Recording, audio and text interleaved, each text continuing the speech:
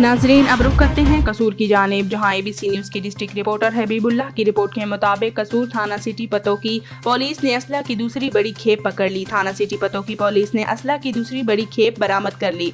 मरकजी मुलजिम गिरफ्तार। मुलजिम के कब्जा 10,000 के करीब गोलियां और कारतूस और 17 नए पिस्टल बरामद। थाना सिटी पतोकी ने दिन के वक्त सर्च ऑपरेशन के दौरान नवाही गांव भेड़िया से असला की बड़ी खेप पकड़ी।